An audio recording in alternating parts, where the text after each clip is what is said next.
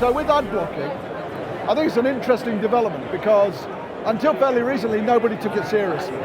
So I think the real issue now is we know it's a threat to the industry. We know it's a sort of a part of the pack that we do as advertisers or as marketers is we produce content that people consume. And there's only two ways you can pay for it: subscription, or you have to have ad revenue from that. So if you take away the ad revenue and nobody wants to pay the subscription, who's going to generate the content?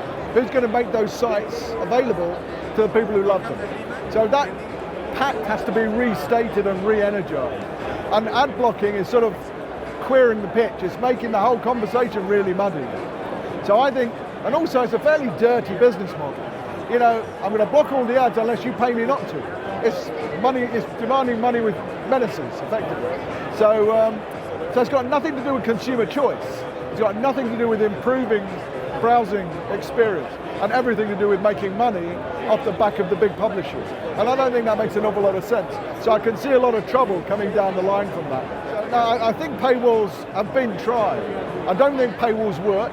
I know that many of the big publishers, many of the premium content generators have tried it, and unless you're a niche content provider, they don't work. So it's not the way you're going to replace ad revenue through ad blocking. That's not going to help you if you're a publisher.